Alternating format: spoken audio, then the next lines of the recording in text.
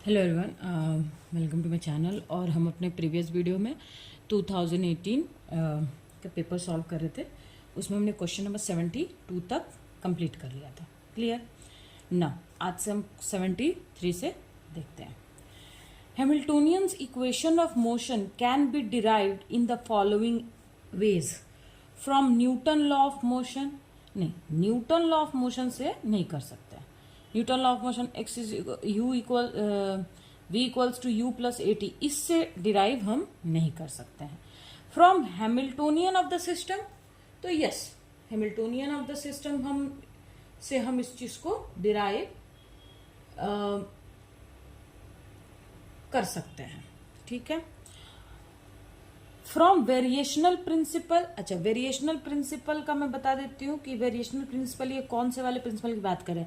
ये आपने इक्वेशन पढ़ा होगा कि डेल्टा डेल ए से वो पाथ, मिनिमम पाथ को फॉलो करेगा। पार्टिकल मान लो कि ए से बी पे जा रहा है तो वो एक्सट्रीमम होना चाहिए जिस पाथ को फॉलो करेगा।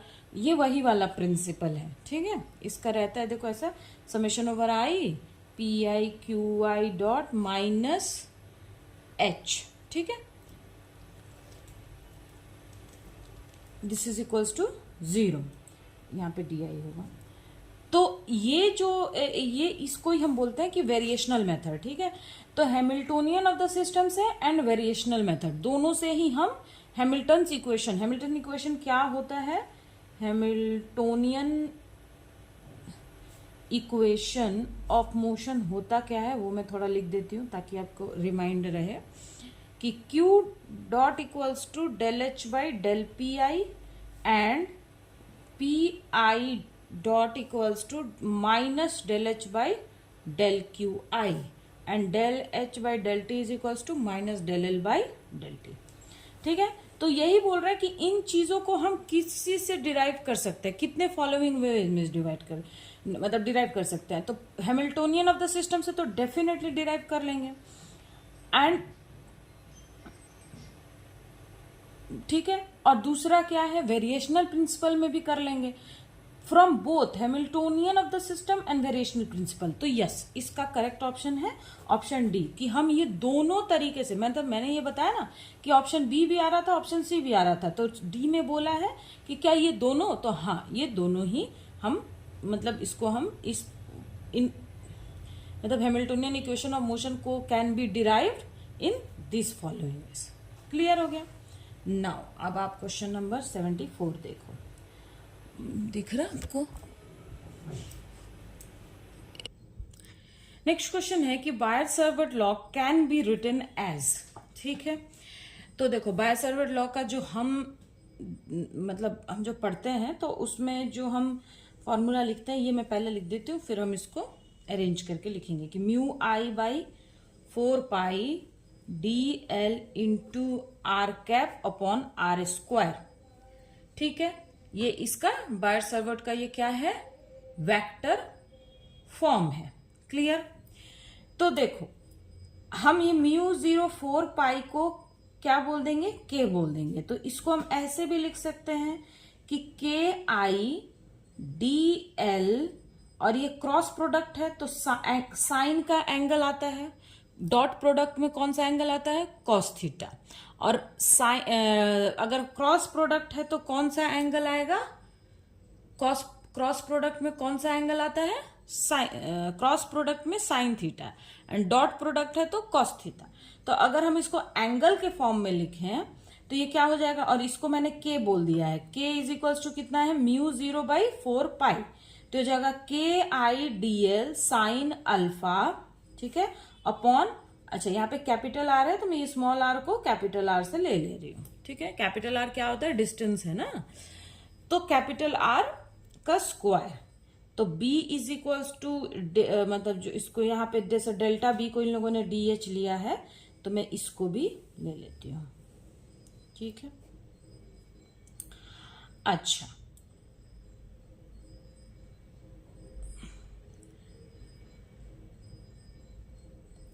एक सेकेंड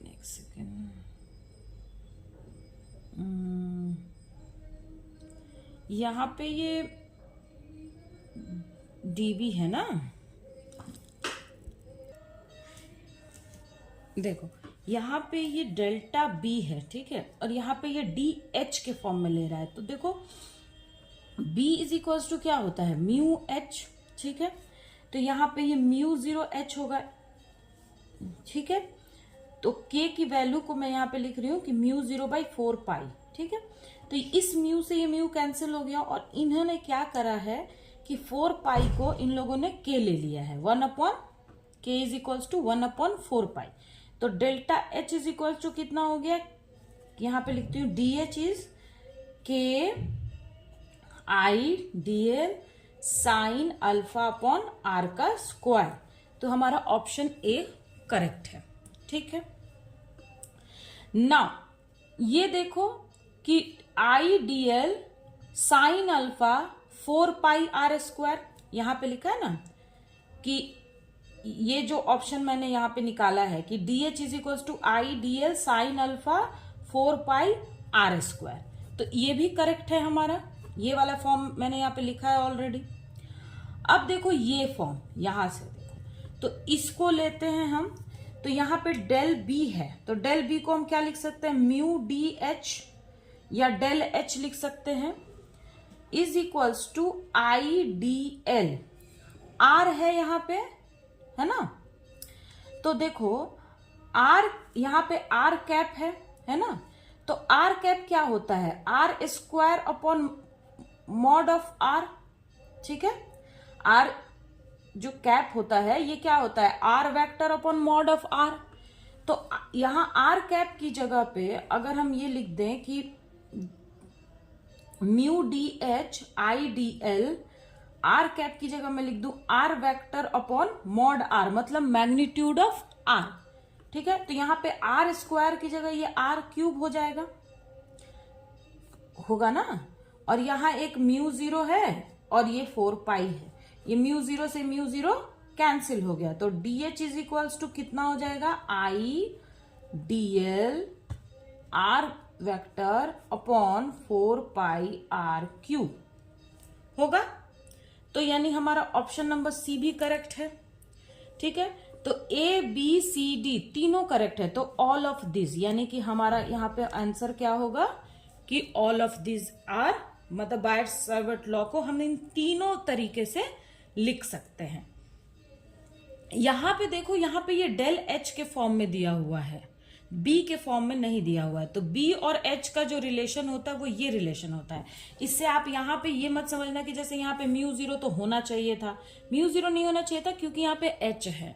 अगर ये B होता तब यहाँ म्यू 0 होता, ठीक है। तो इससे आप कंफ्यूज नहीं होना है, यहाँ पे मैंने पूरा एक्सप्लेन कर दिया है कि सब मतलब क्यों होगा। और ये देखो यहाँ पे ये मतलब हम कैप लेते हैं, R कैप, यानी कि हम यूनिट वेक्टर लेते हैं। लेकिन यहाँ पे जब R की बात करेगा तो unit vector is equal to क्या होता है, R vector upon mod of R। Mod of R का मतलब क्या हो गया, मैग्नीट्यूड ऑफ R, ठीक है। तो यहाँ पे R वेक्टर होगा तो ये R क्यूब हो जाएगा नीचे, ठीक है। तो हमारा ये ऑप्शन नंबर क्या, C भी करेक्ट है। ये है आपका ऑप्शन नंबर A और ये है आपका ऑप्शन नंबर B। क्लियर, तो सारे इसमें करेक्ट है। अब देखो क्वेश्चन नंबर 75, देखो ये तो बहुत मतलब आसान क्वेश्चन है। A charge particle moves with a constant velocity this, v is equals to कितना दिया हुआ है, 10 ax मतलब x डायरेक्शन में मूव कर रहा है। इन रीजन वेयर E वेक्टर मतलब इलेक्ट्रिक फील्ड का क्या वैल्यू है, E y के मतलब डायरेक्शन में है, ठीक है। And B is equals to है B naught a z direction, ठीक है। यानी कि मान लो कि ये हमारा एक्स वाई फॉर्म मतलब है, एक्स वाई और जेड। इलेक्ट्रिक फील्ड इधर है, मैग्नेटिक फील्ड इधर है और चार्ज पार्टिकल हमारा इस डायरेक्शन में मूव कर रहा है, ठीक है। जब मान लो कि क्यू चार्ज है, ये क्या कर रहा है, इस डायरेक्शन में मूव कर रहा है। हमको क्या निकालना है कि हमको बी नॉट की वैल्यू निकालनी है। यहां पे होगा कि find the value of b naught, ठीक है, हमें यहाँ पे बी नॉट की वैल्यू कैलकुलेट करनी है। ठीक है, तो देखो आपने एक फॉर्मूला हम पढ़ते हैं कि B is equals to E upon C. C क्या होता है? Speed of light. लेकिन जब किसी मीडियम में लाइट जब मतलब मूव करता है, ये तो वैक्यूम में उसकी स्पीड है, लेकिन लाइट अगर किसी मीडियम में मूव करता है तब ये सी क्या हो जाता है? E upon v. ठीक है, तो E का एम्पलीट्यूड कितना है?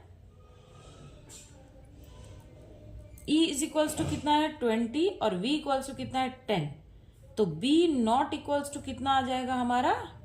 2। ठीक है, तो इसका ऑप्शन नंबर ए करेक्ट है। क्लियर? ये आपको समझ में आया? ठीक है, आसान है, बस ये जो फॉर्मूला है इसमें ही रख करके हमको निकालना है। अब देखो क्वेश्चन नंबर 76। ये क्वेश्चन को ना आप थोड़ा ध्यान से मतलब देखना। देखो, इफ 1 NC मतलब 1 microcoulomb and -1 microcoulomb charges are placed at ये डिस्टेंस में, ठीक है, along z direction with the centre at origin, then the voltage at a point, ये पॉइंट है, ठीक है, बिल वी। मतलब देखो, मान लो कि ये हमारा जेड एक्सिस है, ठीक है, जेड एक्सिस है। एक चार्ज जो है, जो -q चार्ज है, ठीक है, ये यहां प्लेस्ड है। -q की वैल्यू कितनी है? -1 NC चार्ज, ठीक है, यहां प्लेस्ड है। और यहां पे आपका पॉजिटिव q प्लेस्ड है, दैट इज +1 NC चार्ज। इन दोनों के बीच का जो डिस्टेंस है, यहां से यहां तक का जो डिस्टेंस है वो कितना है? 0.1 मीटर। यानी कि ओरिजिन से इसका डिस्टेंस कितना हो जाएगा? 0.05 और इसका हो जाएगा -0.05। क्यों? क्योंकि ये नेगेटिव में है, इसीलिए इसका माइनस होगा और यहां से यहां प्लस हो जाएगा।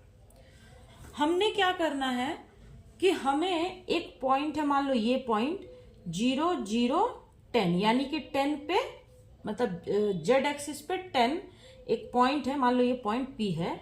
यहां पे हमें क्या करना है कि हमें वोल्टेज कैलकुलेट करना है। क्वेश्चन समझ में आ गया कि क्या करना है? क्वेश्चन में देखो, यहां पे एक चार्ज है, यहां भी एक चार्ज है, और इसका हमें क्या करना है कि इन दोनों चार्ज की वजह से ये जो पॉइंट है, यहां पे हमें क्या करना है? वोल्टेज कैलकुलेट करना है। इसको देख करके आपको कुछ याद आ रहा है, या ऐसा क्वेश्चन आपने कहाँ पढ़ा था? या अगर दो चार्ज है और उसमें सेपरेशन R है, तो उस टाइप के चीज को हम क्या बोलते हैं? That is dipole. क्लियर? जब दो चार्ज है, मान लो Q और +Q, और इसको हमने एक डिस्टेंस R पे रखा है, तो this is behave as a dipole. Clear? यानी कि इस एक डाइपोल की वजह से हमें इस वाले पॉइंट पे क्या करना है? वोल्टेज को कैलकुलेट करना है। ठीक है, क्लियर हो गया कॉन्सेप्ट? पता चल गया क्वेश्चन में हमको क्या करना है ना। देखो, तो हम क्या करेंगे, पहले तो इसको कन्वर्ट करने दो, क्योंकि देखो ये माइक्रोकुलम में है, ये मीटर में है, ठीक है। तो सबसे पहले हम क्या करेंगे कि देखो कि सबसे पहले हम ये सारे जो यूनिट से पहले इसको कन्वर्ट कर लेते हैं, फिर हम प्रॉब्लम सॉल्व।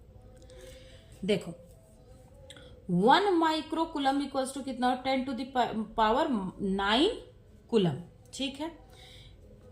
हमें डिस्टेंस किस में दिया है? डिस्टेंस हमें दिया है मीटर में, तो कोई प्रॉब्लम नहीं है। तो ये माइक्रो कुलम हो गया, ठीक है। Then V is equals to क्या होता है? K Q अपॉन R होता है। ये आपने पढ़ा होगा कि किसी भी चार्ज की वजह से एट अ डिस्टेंस उसका पोटेंशियल क्या होता है? That is K Q upon R। तो सबसे पहले हम पॉजिटिव चार्ज के लिए यहां पे देखो, यहां से यहां तक का जो डिस्टेंस है, ये पूरा डिस्टेंस ये 10 है, ठीक है। ये आपको याद रखना है। यहां से ओरिजिन से यहां तक का डिस्टेंस 10 है, ठीक है। और यहां से ये डिस्टेंस 0.05 है, और यहां से ये डिस्टेंस -0.05 है, ठीक है। तो पहले हम पॉजिटिव चार्ज से पॉइंट P पे V की वैल्यू को हम कैलकुलेट करेंगे, ठीक है। उसके बाद इस वाले चार्ज से पॉइंट P पे v की वैल्यू कैलकुलेट करेंगे और दोनों को हम ऐड कर देंगे, ठीक है। तो मैं डायरेक्ट ही कर लेती हूं, ठीक है। तो देखो v at point P due to positive and negative charges। तो क्या होता है, देखो v is equals to k का हम तो कॉमन ले सकते हैं k को, और देखो q की वैल्यू एक 1 है और एक -1 है, तो 1 ही है, तो q भी हम कॉमन ले लेते हैं। दोनों की वैल्यू सेम है, मैग्नीट्यूड जो है वो सेम है, सिर्फ एक माइनस है एक प्लस है, तो q भी हम बाहर ले लेंगे। अच्छा, पॉजिटिव चार्ज जो होगा, जो पॉजिटिव चार्ज होगा उसका यहाँ पे r मैं पॉजिटिव से डिनोट करती हूं ताकि आपको मतलब प्रॉब्लम ना हो, ठीक है। प्लस r नेगेटिव, ठीक है। तो k क्यू हो गया, r पॉजिटिव यानी पॉजिटिव चार्ज से इस पॉइंट का डिस्टेंस कितना है, तो यहां से यहां तक 10 है, तो और q यहां है, तो यहां से इसका डिस्टेंस कितना हो जाएगा 10 माइनस 0.05, ठीक है। तो ये हो जाएगा 1/10 माइनस 0.05, और नेगेटिव है तो यहाँ पे हो जाएगा -1 किस लिए, क्योंकि q की वैल्यू यहाँ पे -1 है, q रहने दो, मैंने 1 ले लिया है, ठीक है। -1, और यहां से इसका डिस्टेंस कितना हो जाएगा, तो यहां से यहां 10 और यहां से यहां 0.05, तो ये हो जाएगा 10 प्लस, इसको आप नेगेटिव नहीं भी लोगे तो भी वो ऐसे प्लस ही आएगा 0.05। क्लियर। अब हम इसको सॉल्व करते हैं।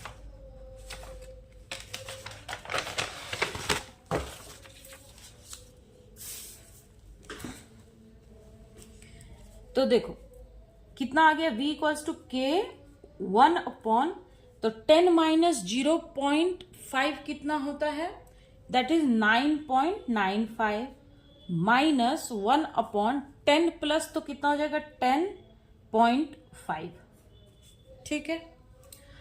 अब देखो इसको अब हम सॉल्व करते हैं, तो k 0.95 है, ठीक है,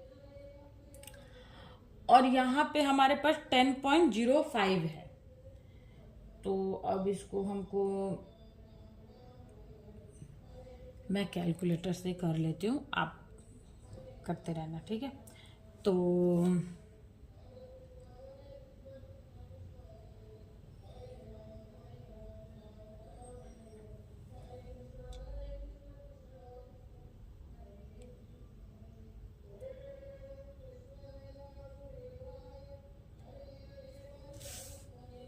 देखो ये आता है आपका 0.1015, नहीं 0.015 नहीं आता है, 0.05 आता है, और माइनस ये आता है आपका 0.0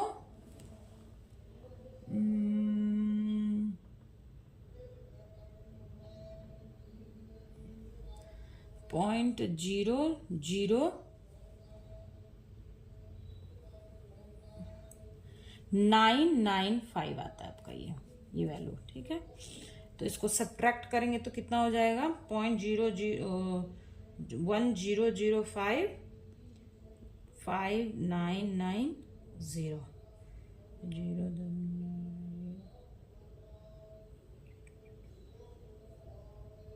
ठीक है। तो ये आ जाता है आपका value k into 0.001। Clear. Now k की वैल्यू क्या है, k है 1/4 पाई एप्सिलॉन नॉट, तो इसकी वैल्यू आपको पता है कि 9 into 10⁹ newton metre square upon c square, ठीक है। ये k की वैल्यू क्या होती है 9 into 10⁹ newton metre square by c square, ठीक है। तो यहां पे इसको हम रखेंगे तो हो जाएगा 9 इंटू 10⁹ इंटू 0.001, यहाँ पे newton metre square c square. Clear. अच्छा, यहाँ पे चार्ज हमने माइक्रोकुलम में ले रखा है, ये जो चार्जेस है ना ये माइक्रोकुलम में है, तो यहाँ पे हम क्या करेंगे कि एक 10⁻⁹ को हम कॉमन ले लेंगे, क्यों ले लेंगे? क्योंकि चार्ज हमारा 1 माइक्रो कूलम था, हम इसको कूलम में कन्वर्ट करेंगे ना, क्योंकि यहाँ पे k की वैल्यू है कूलम में है, तो हम यहाँ पे कूलम में इसको कन्वर्ट करेंगे, तो यहाँ पे एक 10⁻⁹ भी आएगा। क्लियर? यहाँ भी आएगा 10⁻⁹। तो इसकी वैल्यू कितनी हो गई? 10⁻⁹ कूलम। तो एक से ये कैंसिल हो गया, एक c से c कैंसिल हो गया, तो यहाँ क्या बचा? एक c बचा। क्लियर? अच्छा, ये जो डिस्टेंस है ये मीटर में है, ठीक है? ये जो डिस्टेंस है ये हमारा मीटर में आया है, तो ये मीटर इनवर्स हो जाएगा। ये जो डिस्टेंस है हमारा मीटर इनवर्स हो जाएगा, तो मीटर इनवर्स से यानी 1 मीटर से एक ये मीटर कैंसिल हो गया, तो हमारा नेट क्या बच रहा है? देखो, ये 9 से ये तो कैंसिल हो गया, ये +9 है, ये -9 है, तो ये कैंसिल हो गया, और यहाँ पे कितना आ गया? 0.009 न्यूटन। ठीक है, अब देखो न्यूटन मीटर बाय कूलम, ये हमारा टोटल मतलब निकल के आया है। क्लियर हुआ? अब यहां पे देखो कि हमें इसको मतलब ये तो हमारा v का न्यूटन मीटर बाय कूलम के फॉर्म में दिया हुआ है, हमको इसको क्या करना है कि वोल्ट में ले के जाना पड़ेगा, क्योंकि वोल्टेज है तो वोल्ट में ही आएगा। तो आपको पता है कि 1 वोल्ट इज इक्वल्स टू होता है 1 न्यूटन मीटर बाय कूलम। ठीक है, एंड 1 न्यूटन मीटर को हम बोलते हैं जूल बाय कूलम, यानी 1 वोल्ट इज इक्वल्स टू क्या होता है? J by C, 1 joule by coulomb. तो ये कितना हो जाएगा? देखो 0.009 J बाई सी, ठीक है, यानी कि 0.009 वोल्ट। ठीक है, 0.009 वोल्ट। लेकिन यहां पे एक प्रॉब्लम है कि क्वेश्चन में हमें जो ऑप्शंस हमें दिया हुआ है वो वोल्ट में नहीं, वो मिली वोल्ट में दिया हुआ है, मतलब MV में दिया हुआ है। तो 1V इज इक्वल्स टू होता है 1,000 MV। ठीक है, तो 1V यहां पे क्या करेंगे? इसको हम मल्टीप्लाई करेंगे। ठीक है, तो हो जाएगा 9 और 1 2 3 1 2 3 0 कर देंगे, तो यानी 9 मिली वोल्ट। इसका यानी हमारा जो वोल्टेज निकल के आया है वो कितना आया है? 9 मिली वोल्ट। क्वेश्चन समझ में आया? ये मैं इसलिए ये सारे जो यूनिट्स मैं इसलिए लिख रही थी ताकि इसको लास्ट में हम वोल्ट में क्यों ले रहे हैं इसका कॉन्सेप्ट आपका क्लियर रहे। ठीक है, ये सारे यूनिट्स मैं यहाँ पे इसलिए लिख रही थी कि लास्ट में ये मैंने डायरेक्ट वोल्ट क्यों लिख दिया है, ये चीज आपका कॉन्सेप्ट क्लियर है। अदरवाइज आप कंफ्यूज हो जाएंगे कि मतलब मैम ने डायरेक्ट इसको वोल्ट में कैसे लिख दिया। तो यही मैं यहाँ पे न्यूटन मीटर को हम जूल बोलते हैं, 1 joule is 1 volt equals two joule upon 1 coulomb by 1 joule by 1 coulomb होता है। तो ये सब इसलिए मैंने यूनिट अच्छे से लिखा है। अच्छा, एक चीज के और के लिए कि देखो हमारा यहाँ पे वोल्ट की वैल्यू कितनी आ रही है? 9 वोल्ट, मतलब मिली वोल्ट। अब देखो यहाँ पे ऑप्शन में आप देखो, ऑप्शन में 0 है, 90 है, 9 है, 9/4πV है, तो इसका ऑप्शन हमारा C करेक्ट आ रहा है। लेकिन जो आपका आंसर की है उसमें B दिया हुआ है। ठीक है, वहां पे 90 मिली वोल्ट दिया हुआ है। तो आप एक काम करना, वैसे तो मैंने कैलकुलेटर से ही किया है, लेकिन आप भी एक बार इसको अच्छे से कैलकुलेट करना ताकि पता, मतलब मेरे को तो 90 नहीं आ रहा है, मेरा तो 9 वोल्ट ही आ रहा है, 9 मिली वोल्ट आ रहा है, लेकिन आप एक बार कैलकुलेट करके देख लेना। ठीक है, आप एक बार इस क्वेश्चन को कैलकुलेट करके अच्छे से देख लेना। अगर 90 वोल्ट आपका आंसर आता है तो आप इसे कमेंट में मुझे प्लीज बता देना, मेंशन कर देना, ताकि मैं इसको इम्प्रूव कर लूँ। ठीक है, पर मेरा जो कैलकुलेशन है उससे 9 मिली वोल्ट आ रहा है। ठीक है,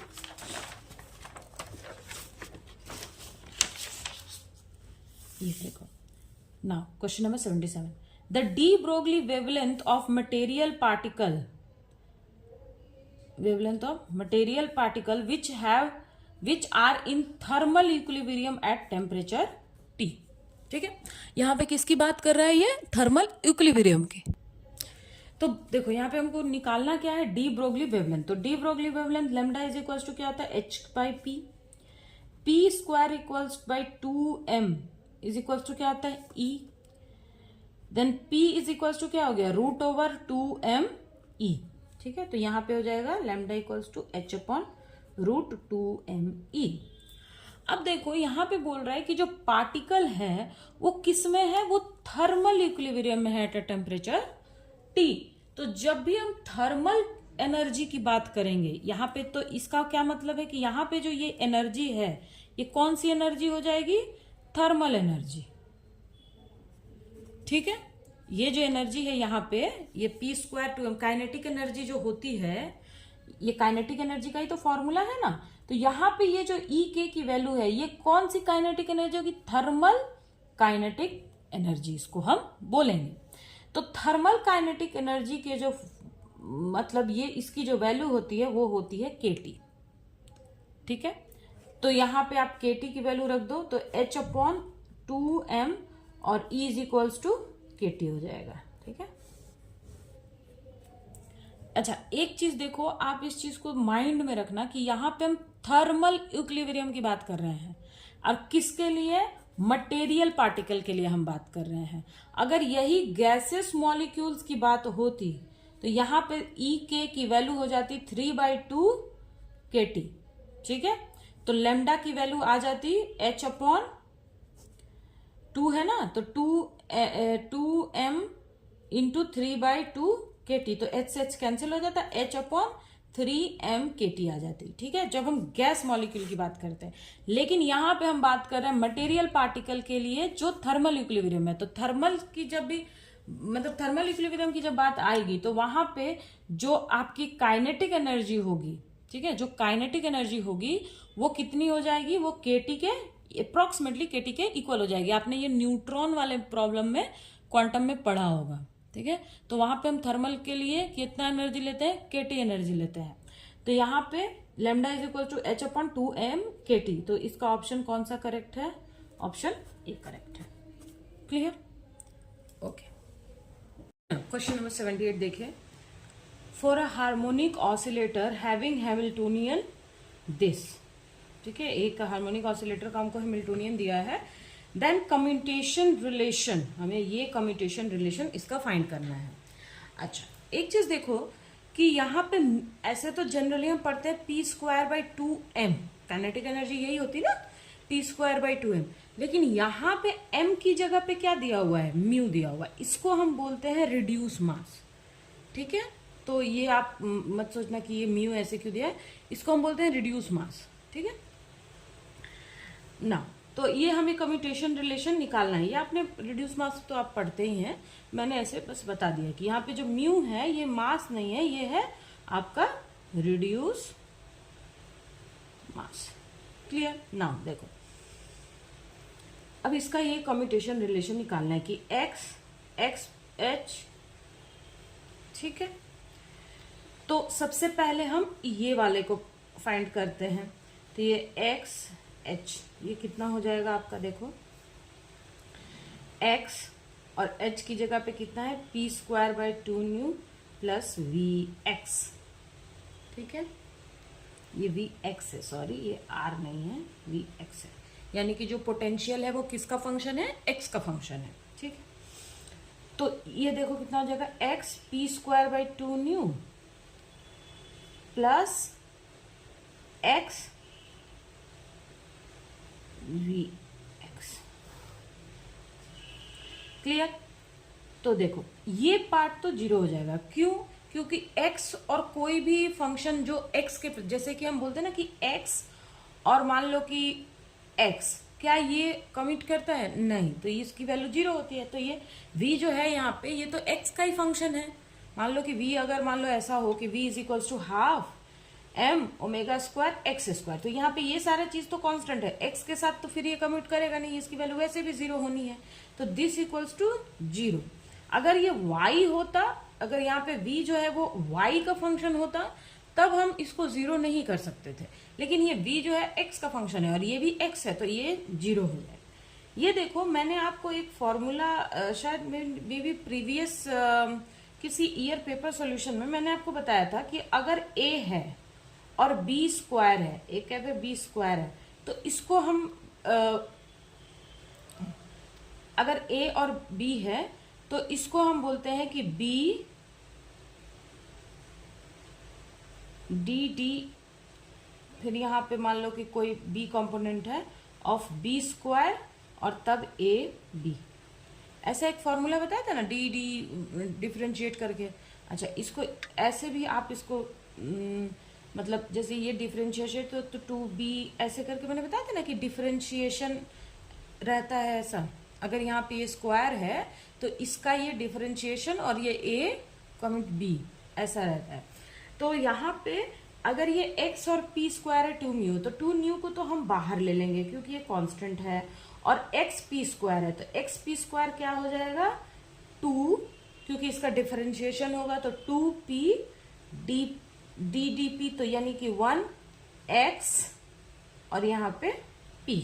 ठीक है, तो इस 2 से तो ये 2 कैंसिल हो गया, तो ये आएगा आपका p बाई न्यू, और xp का आपको पता है कि x और p का क्या होता है आई एच कट।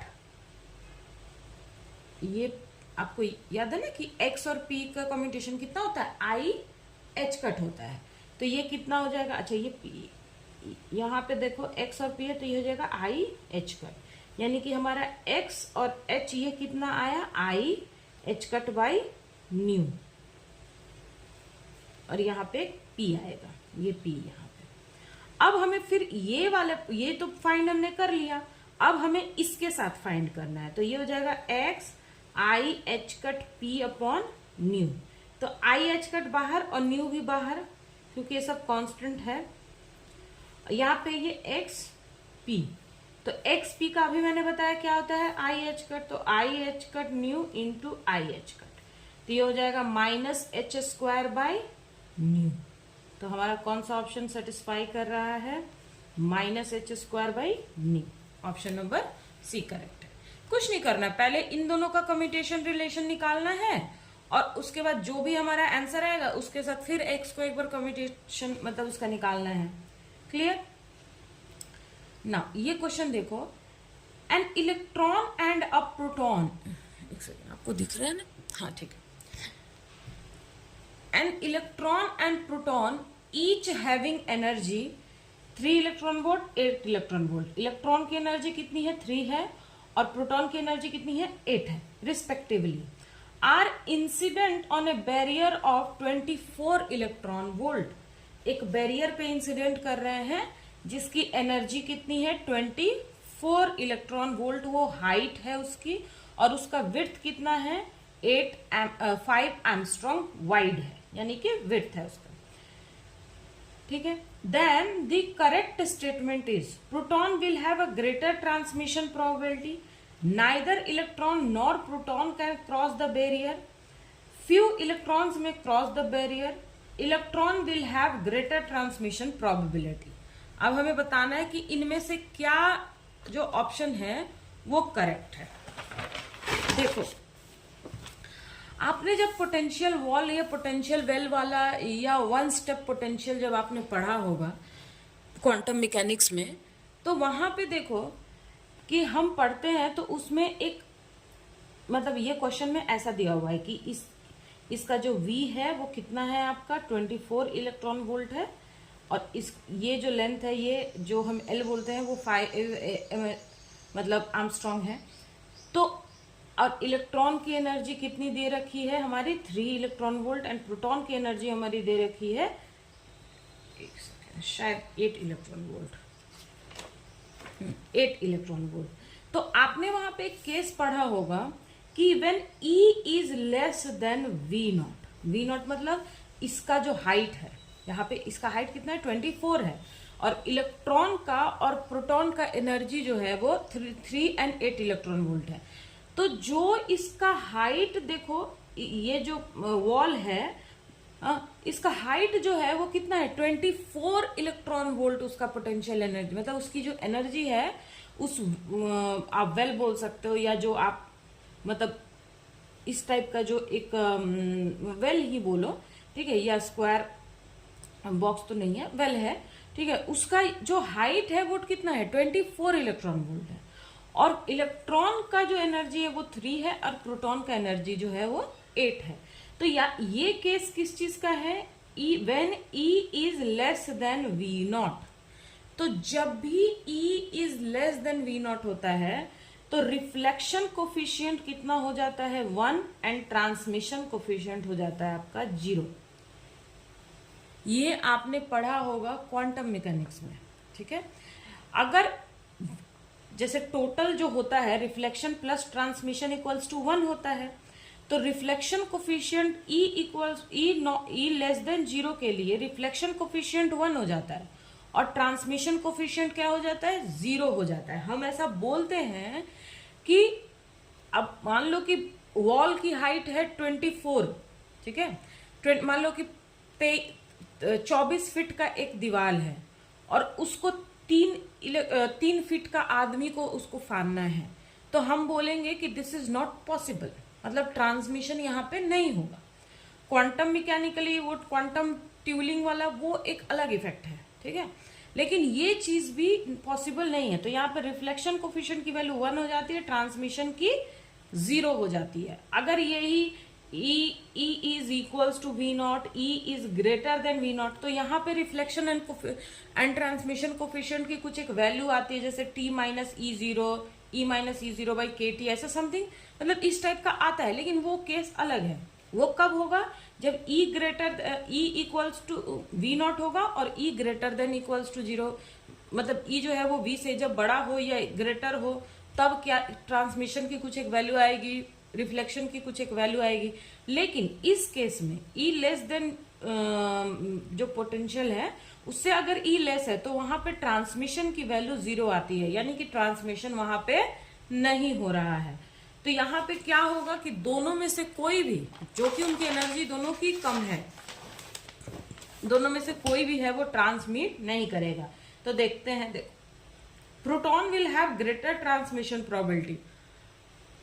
देखो इलेक्ट्रॉन के कंपैरिजन प्रोटॉन का मतलब ट्रांसमिट वैसे तो वो करेगा नहीं, लेकिन एनर्जी ज्यादा है, तो इसलिए आप यहाँ पे कंफ्यूज मत हो, ठीक है। बस आप ये याद रखो कि अगर एनर्जी की वैल्यू वी नॉट से ज्यादा है, मतलब लेस है, तो फिर ट्रांसमिशन 0 ही होगा। तो ये भी नहीं है। Neither electron not proton can cross the barrier, ये करेक्ट है, ठीक है, क्योंकि हमारा ट्रांसमिशन इक्वल्स टू 0 हो रहा है। क्लियर। फ्यू इलेक्ट्रॉन्स में क्रॉस द बैरियर, ये किस केस में हो सकता था कि जब ये E equals to V naught हो जाए, ठीक है। Electron will have greater transmission probability, नहीं, ठीक है। तो neither electron nor proton can cross the barrier.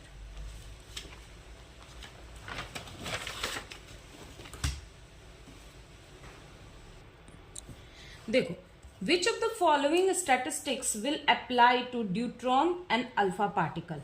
Alpha particle और ड्यूट्रॉन के लिए BE मतलब बोस-आइंस्टाइन है, FD मतलब फर्मी है, और M मतलब जो क्लासिकल मैकेनिक्स में हम यूज करते हैं मैक्सवेल डिस्ट्रीब्यूशन वाला, ठीक है।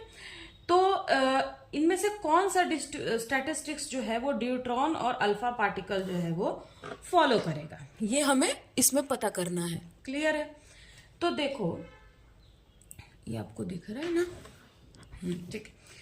तो देखो, सबसे पहले देखो कि जब अल्फा पार्टिकल और ड्यूट्रॉन की बात हो रही है, यानी कि वो मैक्सवेल को तो फॉलो नहीं करेंगे क्योंकि ये एक क्लासिकल पार्टिकल नहीं है। तो अब हमें देखना है कि ड्यूट्रॉन और अल्फा पार्टिकल जो है ये क्या फर्मियॉन्स हैं या बोसोन्स हैं।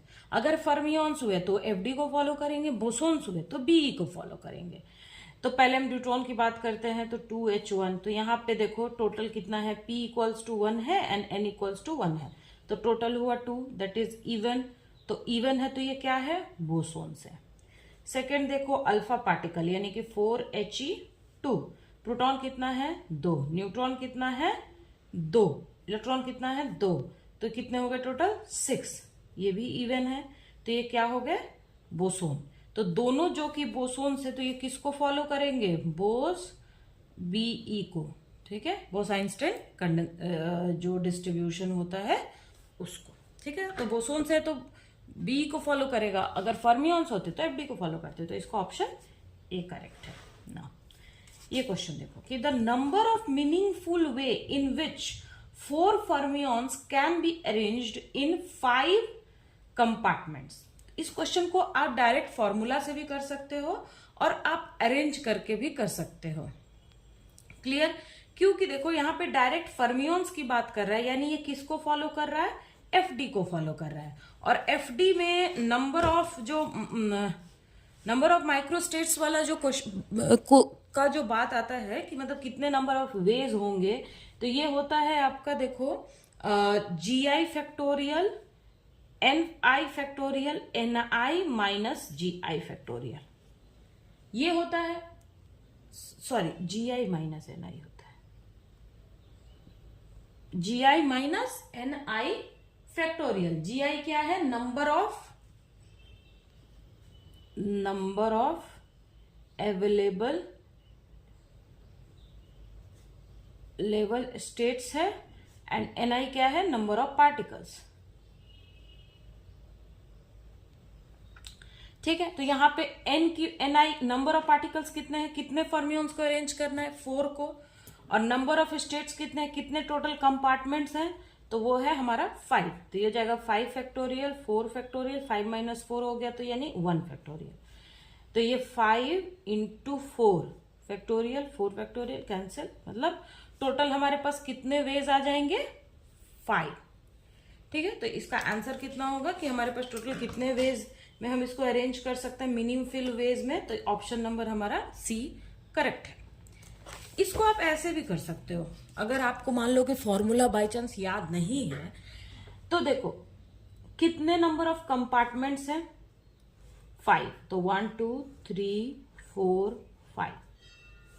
क्लियर? 1 2 3 4 5। ठीक है, ये ऐसे मैंने कंपार्टमेंट्स बना दिए। फर्मियोन्स है, तो फर्मियोन्स जो होते हैं वो क्या करते हैं? पॉली जो प्रिंसिपल है उसको फॉलो करते हैं। ठीक है, तो देखो एक इसमें आएगा, एक इसमें, एक इसमें, एक इसमें, 4 है ना, या फिर 1 2 3 4 और 1 2 3 4 और 1 2 3 4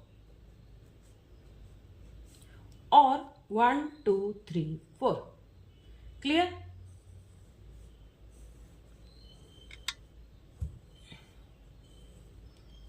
इस तरह से हमने 4 फर्मियोन्स को क्या किया, इसको आप ऐसे कर लो ताकि मतलब इसलिए कि ताकि ये फर्मियोन्स है तो स्पिन हाफ रहता है, तो इसलिए हम इसको ऐसे रिप्रेजेंट करते हैं। तो देखो कि यहां पे 4 फर्मियोन्स को हमको 5 में अरेंज करना था, तो या तो ये 1 2 3 4 में जाए, या फिर 1 2 3 5 में चला जाए, या 1 2 4 5 में चला जाए, या 1 3 4 5 में जाए, या डायरेक्ट 2 से ही शुरू हो, यानी कि 1 2 3 4 ऐसा। अब यहाँ पे कुछ एनर्जी के बारे में हमको नहीं दिया है कि मिनिमम एनर्जी होना चाहिए कि मैक्सिमम एनर्जी होना चाहिए, कुछ नहीं, बस उन्होंने बोला कि उसको अरेंज कैसे करेंगे, 4 फर्मियोन्स को हम 5 स्टेट में कैसे अरेंज करेंगे, तो बस यही हमारा होगा। तो कितने वेज हो रहे हैं? 1 2 3 4 5 वेज हो रहे हैं। क्लियर हो गया? ओके, नाउ क्वेश्चन नंबर 82 देखो। For the discrete energy state the partition function is, तो सिर्फ इसमें पार्टीशन फंक्शन का फॉर्मूला का लिखना है। तो पार्टीशन फंक्शन का फॉर्मूला क्या होता है? Z is equals to summation over i GI e to the power beta EI। Beta की वैल्यू क्या होती है? 1/KT। ठीक है, GI क्या है हमारा? डिजेनरेसी वाला। ठीक है, GI बीटा EI, हाँ ठीक है। तो ये हो जाएगा देखो summation over i GI e to the power minus EI KT। कौन सा ऑप्शन करेक्ट है? ये तो EI है पर माइनस नहीं है, यहाँ तो ऊपर KT, तो ये तो पहले नहीं होगा, ये माइनस KT नहीं होगा। ऑप्शन नंबर सी हमारा करेक्ट है। बस इसमें कुछ नहीं है, हमको पार्टीशन फंक्शन का फॉर्मूला पूछा है।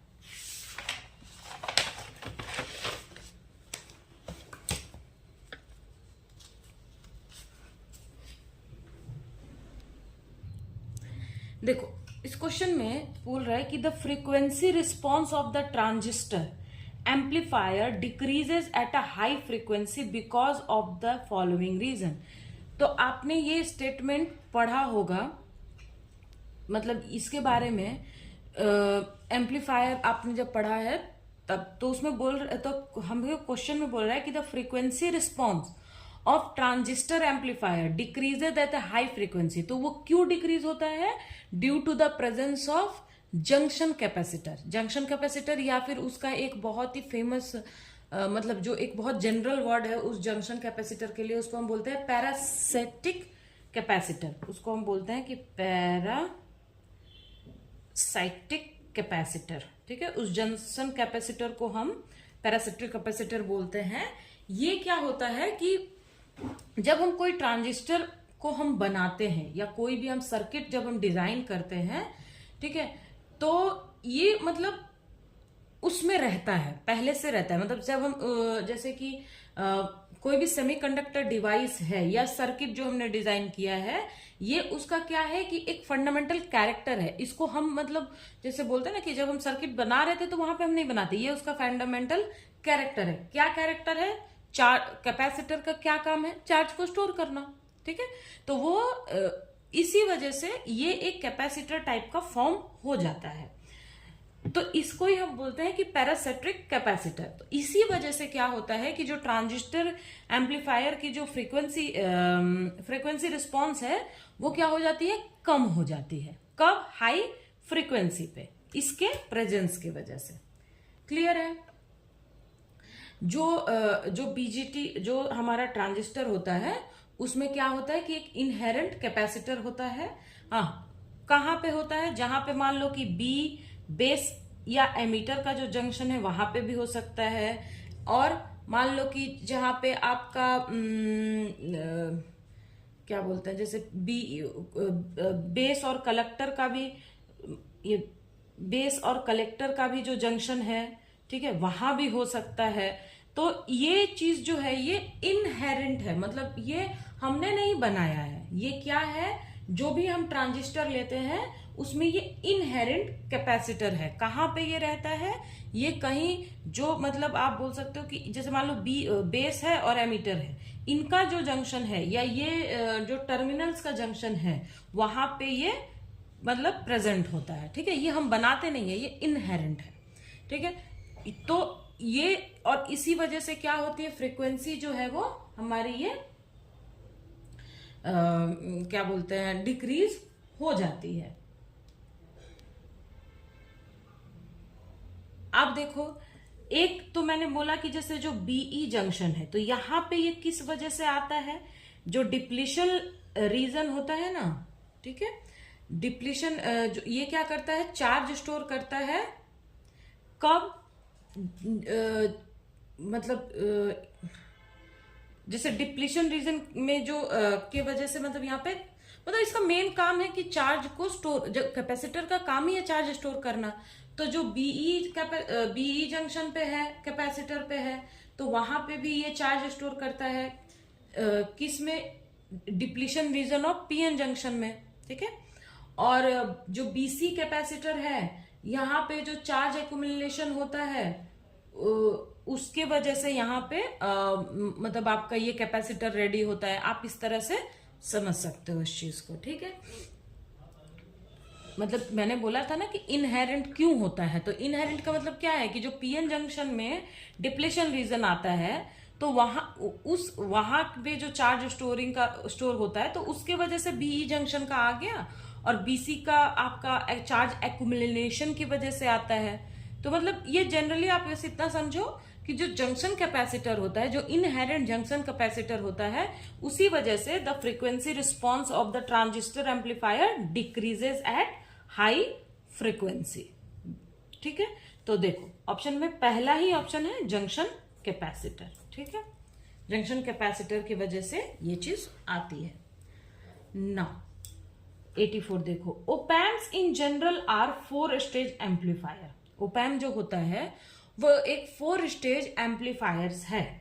ठीक है, इन जनरल 4 स्टेज एम्पलीफायर्स होता है। वो हमको इनमें से बताना है कि कौन सा स्टेटमेंट हमारा करेक्ट है।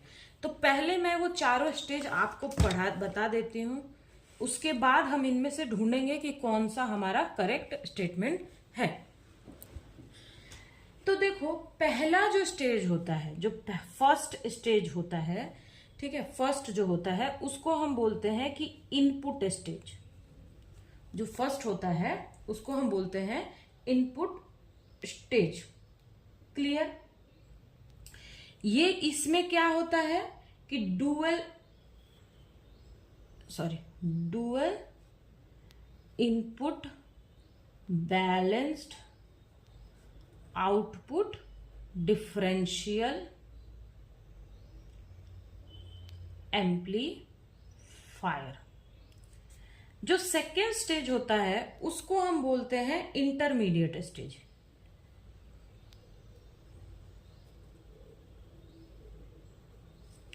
ये भी होता है dual input unbalanced output differential amplifier. ठीक है। जो थर्ड स्टेज होता है उसको हम बोलते हैं कि level shifting stage. Level shifting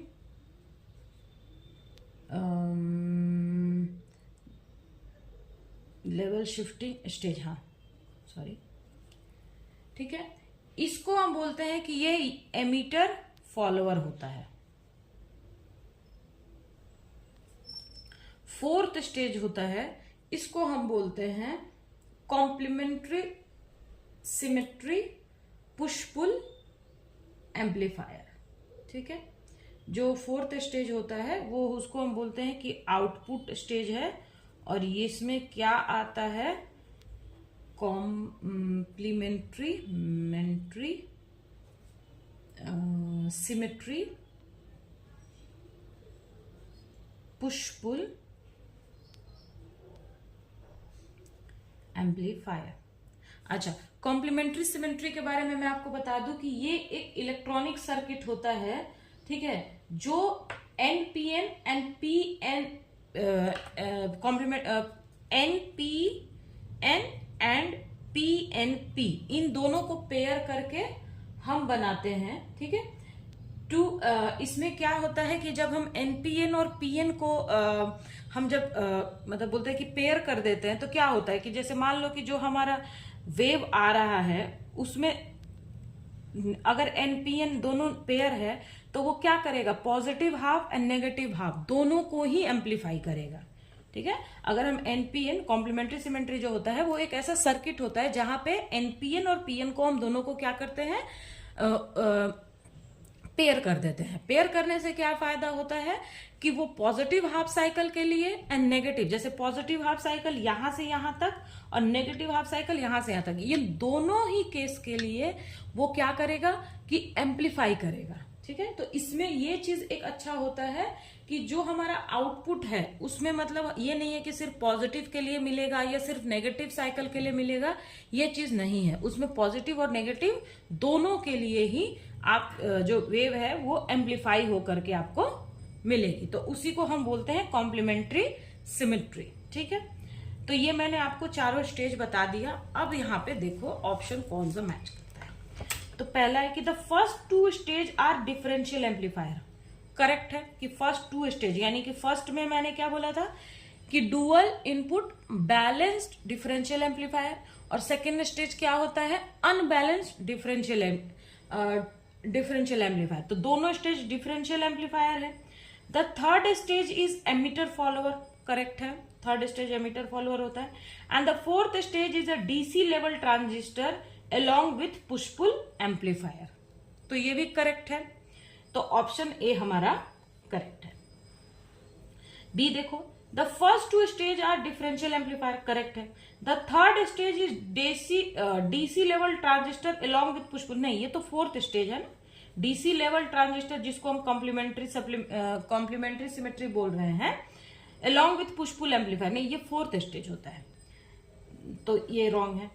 सी देखो, the first stage is a differential amplifier. Correct है। Second stage is DC level transistor. नहीं, सेकेंड स्टेज भी एक डिफरेंशियल एम्पलीफायर, तो ये भी नहीं होगा। डी देखो, the first stage is stage is a DC level transistor, नहीं, फर्स्ट स्टेज क्या है, dual input balance output differential amplifier है। तो फर्स्ट स्टेज और सेकेंड स्टेज को हम बोल सकते हैं कि ये दोनों ही डिफरेंशियल ही है, एक बैलेंस्ड है और एक अनबैलेंस्ड है। ये चीज क्लियर हो गया आपका, तो यानी ऑप्शन नंबर हमारा क्या है, ए करेक्ट है। क्लियर हुआ ना। 85 देखो, lock in a detector is used as, detector में जो लॉक होता है वो क्यों यूज होता है, तो देखो मैं इसका स्टेटमेंट आपको यहां पे लिख देती हूं, ये आप याद रखना कि लॉक इन डिटेक्टर आप बोलो, और amplifiers are used to detect and measure very small signals, even those buried in noise। Lock जो होता है वो डिटेक्टर में हम यूज करते हैं ताकि हमें छोटा सिग्नल भी हम जिस चीज को क्या कर सके, पकड़ सके। ठीक है, जैसे आजकल आपको मैं एक छोटा सा एग्जांपल देती हूँ कि पहले हमारे जो नेवी थी उनके पास बहुत ही एडवांस टेक्नोलॉजी, आपने ये गाजी अटैक के बारे में पढ़ा होगा, ठीक है। तो उस टाइम पे प्रॉब्लम क्या हुआ था कि वो क्या करते थे कि मतलब उस टाइम पे हम गाजी जो पाकिस्तानी जो क्या बोलते हैं उसको, जो जहाज है पानी वाली, उसको हम क्यों नहीं पकड़ पा रहे थे इतने दिन। आप वो मतलब उसके ऊपर अगर कोई डॉक्यूमेंट्री आपको अच्छा यूट्यूब पे मिले तो आप उसको जरूर देखना। तो उसमें क्या होता है कि गाजी जो है वो हमारे विक्रांत को मारने के लिए काफी टाइम तक वो पानी में नीचे ही रहता है, हम उसको डिटेक्ट नहीं कर पाते हैं। तो उसको हम डिटेक्ट क्यों नहीं कर पाते, क्योंकि तब हमारे पास इतनी एडवांस लेवल का मतलब फ्रीक्वेंसी कैचर नहीं था, मतलब कि हम इतना एडवांस लेवल का नहीं था कि अगर नीचे पानी के कोई है तो उसको, तो ठीक है। लेकिन अभी क्या है, मतलब अगर वहां पे मान लो कि ऐसा कोई हमारे पास रहता उस टाइम पे, डिटेक्टर या सोनार डिटेक्ट करने वाले या कुछ भी ऐसा हमारे पास एडवांस टेक्नोलॉजी रहती, तो हमें पता चल जाता कि पानी में वो कहाँ है। तो उसी तरह से बहुत सारे एम्पलीफायर या चीजों में क्या होता है कि बहुत सारी छोटी छोटी फ्रीक्वेंसी वाली जो चीजें होती हैं, सिग्नल्स होते हैं, स्मॉल सिग्नल्स, उसको हम क्या करते हैं, डिटेक्ट नहीं कर पाते हैं। इसीलिए हम एम्पलीफायर में लॉक को यूज करते हैं। इससे क्या होगा कि अगर छोटा भी कोई सिग्नल है या छोटा भी मतलब एम्पलीफायर में या डिटेक्टर में अगर कोई डिटेक्टर मान लो कि, तो उस टाइम पे अगर हमारे पास लॉक जैसा कुछ एक रहता तो उसको डिटेक्टर में यूज, मतलब जो डिटेक्टर उन लोगों ने तब यूज किया था तब उसमें लॉक में भी नहीं होगा, तभी तो उसको वो डिटेक्ट नहीं कर पा रहे। तो अगर डिटेक्टर में या एम्पलीफायर में अगर हम लॉक को यूज कर लेंगे तो उससे क्या होगा कि जो सिग्नल्स है उसको हम काफी मतलब छोटा से छोटा भी अगर सिग्नल्स है जो हम बोलते हैं ना नॉइज में चला गया, छोटा से छोटा सिग्नल को भी हम क्या कर सकते हैं, डिटेक्ट कर सकते हैं। तो लॉक एंड डिटेक्टर का काम यही है। अब ऑप्शन पे आते हैं कि diode detector for a demodulation of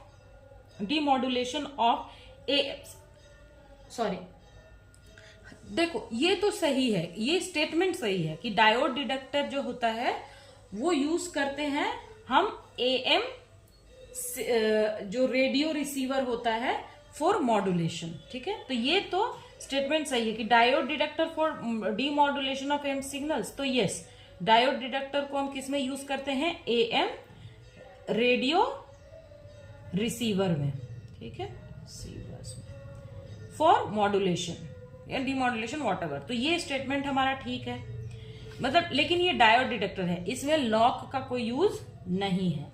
lock the gain value in detector में गेन वैल्यू को लॉक करने के लिए हम यूज नहीं करते, हम किस लिए यूज करते हैं, सिग्नल्स के लिए, स्मॉल सिग्नल्स के लिए। टर्नर इन द टीवी नहीं, discriminator in the FM system, yes. ठीक है, तो इसका करेक्ट ऑप्शन है ऑप्शन नंबर डी। ठीक है,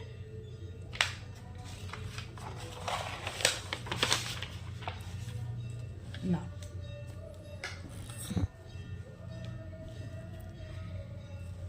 इंटरपोलेशन एक्सप्रेशन दिया हुआ है हमको कि Fi is equals to alpha is equals to 1 plus del alpha Fi।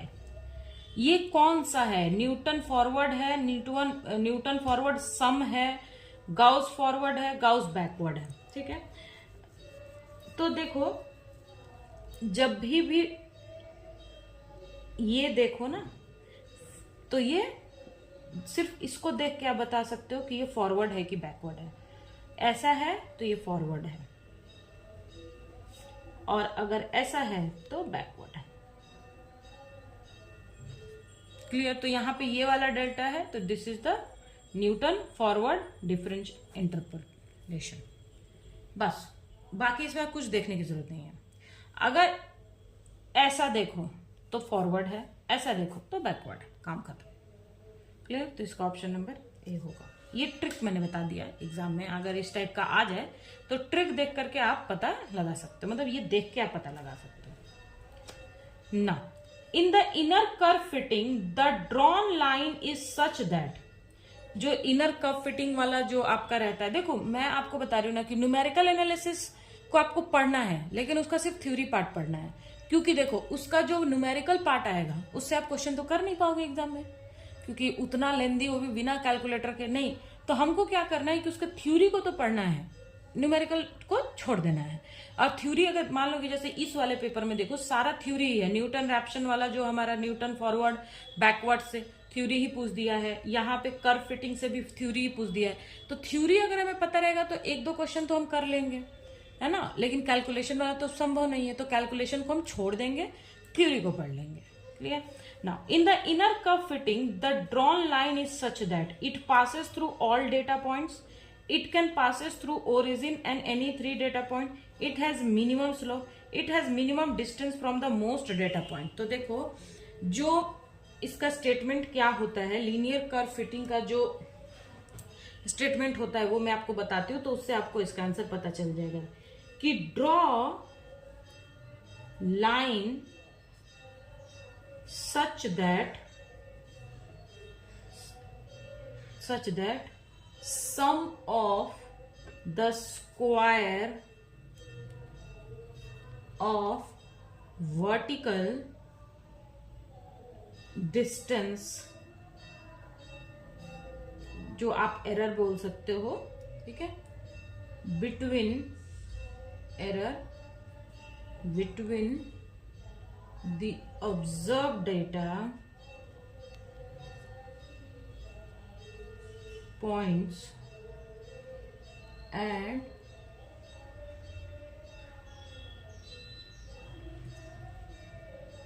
and data points and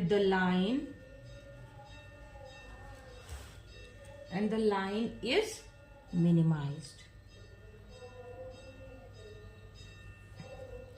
ठीक है, हमको क्या करना है कर्व फिटिंग में कि हमें एक ऐसा लाइन ड्रॉ करना है कि जो हमारे डेटा पॉइंट्स हैं, ठीक है, उससे उनका जो डिस्टेंस है डेटा पॉइंट का और लाइन का वो मिनिमम हो। ठीक है, जैसे एक एग्जांपल मैं आपको देती हूँ तो आपको और अच्छे से समझ में आएगा। तो स्पेस नहीं, यहाँ पे देखो, मान लो कि ये हमने एक ग्राफ बनाया और यहाँ पे एक पॉइंट हमारा यहाँ आ रहा है, एक पॉइंट यहाँ आ रहा है, एक यहाँ है, एक यहाँ है, ऐसे। ठीक है, अब हमें एक ऐसा लाइन इसमें ड्रॉ करना पड़ेगा कि इस पॉइंट से उस लाइन का डिस्टेंस जो हो वो क्या हो, मिनिमम हो। ठीक है, तो अब मैं यहाँ पे ऐसा एक लाइन देखो ड्रॉ कर रही हूँ। ठीक है, तो ये डिस्टेंस यहाँ से ये, यहाँ से ये डिस्टेंस। अब ये जो डिस्टेंस है ये क्या होना चाहिए, मिनिमम होना चाहिए। हमें ऐसा ही लाइन ड्रॉ करना है। मान लो कि ये लाइन मैं यहां से ड्रॉ कर देती, ठीक है, तो यहां से अगर मैं ड्रॉ करती तो चलो ये तीनों पॉइंट तो इस लाइन पे आ जाते, लेकिन यहां से इसका डिस्टेंस क्या हो जाता, ज्यादा हो जाता, तो ये बिल्कुल सही नहीं है। सिमिलरली अगर मैं यहां से करूं तो ये 2 पॉइंट तो लाइन पे आ जाएंगे, लेकिन इनसे फिर इसका डिस्टेंस बहुत ज्यादा हो जाएगा। लेकिन हमें सारे डेटा पॉइंट्स के लिए लेना है, तो इसलिए मैंने एक मिडिल से लाइन ड्रॉ कर दिया ताकि सबसे डिस्टेंस जो है वो क्या हो जाए, मिनिमम हो जाए। तो इसका देखो, it passes through all data point, ये तो पॉसिबल नहीं है ना, क्योंकि हम वहां पे सारे डेटा पॉइंट से अगर हम कोई लाइन ड्रॉ करेंगे तो वो लाइन फिर नहीं रहेगा, फिर वो जिगजैग ऐसा बन जाएगा, तो that is not correct. 3 data point, ये तो भी कोई, it has a minimum slope, slope की तो कोई बात नहीं है, it has a minimum distance from the most data point. ये हमारा स्टेटमेंट करेक्ट है। यहाँ पे मैंने स्टेटमेंट लिख दिया है ताकि आपको जो हमारा लीनियर कर्व फिटिंग का जो स्टेटमेंट है वो भी मैंने लिख दिया है ताकि आपको ये समझने में आसानी हो। ठीक है, क्वेश्चन नंबर 87। ठीक है, बाकी अब हम नेक्स्ट वीडियो में करेंगे। Thank you. प्लीज़ आप मेरे चैनल को सब्सक्राइब कर दो, और आपका अगर कोई भी ओपिनियन है तो आप मुझे वीडियो में बता सकते, मतलब कमेंट में बता सकते हो। और डोंट वरी, मैं सब कराऊंगी। आपने जो भी सारे जो कमेंट हम मुझे करा है कि मैम आप रिवीजन वीडियो बनाओ, वो भी मैं बनाऊंगी। मैम क्वेश्चन प्रैक्टिस कराने के लिए, तो वो भी मैं कराऊंगी। ठीक है, मैं सब चीज़ कराऊंगी, बस आप थोड़ा सा पेशेंस रख के आप, मैं जो वीडियो करा रही उसको आप फॉलो करो। Clear? Okay, thank you so much.